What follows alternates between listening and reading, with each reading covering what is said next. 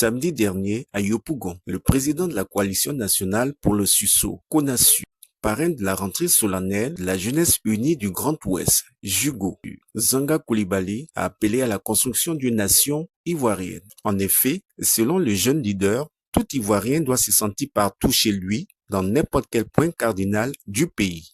Raison pour laquelle il a invité les populations ivoiriennes, notamment la jeunesse et les femmes, à ne pas se laisser entraîner dans la violence politique, car ce sont elles les grandes victimes en définitive. Quant aux politiciens, Zanga Coulibaly les a exhortés à faire confiance aux institutions, notamment celles qui jugent les conflits électoraux. Après avoir livré ce message à la jeunesse et aux femmes du Grand Ouest, le président de la CONASUR a offert 1000 kits scolaires aux familles afin de permettre une rentrée scolaire sereine aux écoliers issus de ces familles. Merci, je suis Zanga Coulibaly, président de la coalition nationale pour le Susso. Nous sommes ici aujourd'hui, 5 octobre 2024, à Yopougon, précisément au Baron, dans le cadre de la rentrée solennelle de la jeunesse unie du Grand Ouest. Il était important pour nous auprès de l'Ouest, parce que le peuple de l'Ouest que nous connaissons très hospitalier, avec toutes ces valeurs culturelles, de pouvoir leur dire, de prendre toutes leurs places dans cette nation. La Côte d'Ivoire solidaire, la Côte d'Ivoire citoyenne et la Côte d'Ivoire mondiale. Et il était important pour nous de dire que la coalition nationale pour le Susso est auprès donc, de ce peuple de l'Ouest pour que les institutions de la République de Côte d'Ivoire puissent continuer à inspirer confiance à chacun des Ivoiriens. Pour que nous puissions nous l'approprier pour faire la promotion de cette citoyenneté vraie, gage donc d'une Côte d'Ivoire en paix, une Côte d'Ivoire stable et une Côte d'Ivoire prospère. Nous avons attiré l'attention de nos populations, de savoir que le rôle des populations, c'est d'accompagner les politiciens et de ne pas se laisser manipuler par les politiciens. C'est de faire confiance aux institutions de la Côte d'Ivoire. Oui, le jeu électoral en Côte d'Ivoire est simple, parce que la Côte d'Ivoire est dotée d'institutions qui garantissent donc la victoire de chacun d'entre eux. C'est vrai que le politicien a ses intérêts personnels, mais nous demandons au peuple de Côte d'Ivoire de mettre en avant l'intérêt du pays au détriment des intérêts des politiciens de manière partisane. Et eux-mêmes, en tant que citoyens, de comprendre que la citoyenneté est une valeur qui ne se manque pas. Bien évidemment, si vous suivez la coalition de la police, vous savez que depuis un moment donné, l'excellence pour nous n'est pas une habitude. C'est un comportement qu'on doit donc mettre dans le comportement de chacun des Ivoiriens.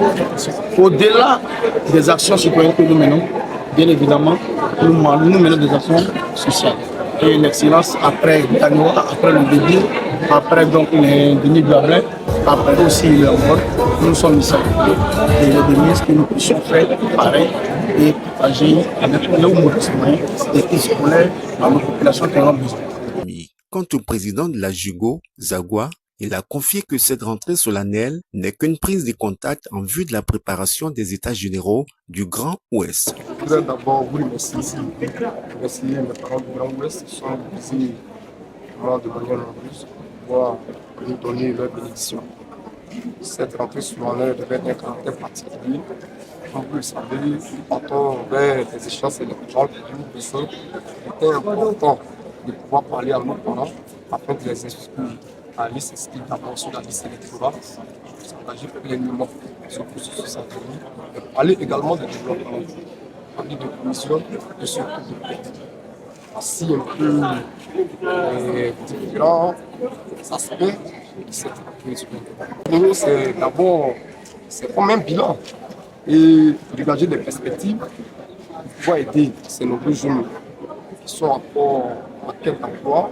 Mais vous savez, l'erreur que nous faisons, nous regorgeons d'une région qui est très riche. Voilà. Une vérité est telle que tout le monde ne peut pas travailler dans l'administration aujourd'hui. Il faut d'abord recenser les problèmes des uns des autres, les potentialités de chaque département de nos régions, et puis envoyer ces jeunes-là vers les différentes structures étatiques qui sont dans ces différents départements, afin de pouvoir aussi bénéficier non seulement de l'aide de l'État, mais aussi les encourager dans le monde rural. Pourquoi pas?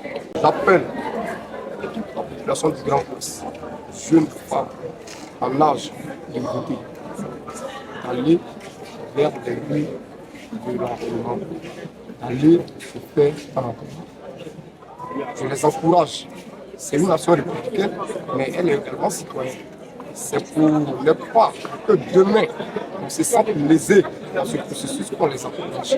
Parce qu'il n'y a qu'une seule voie de se faire entendre.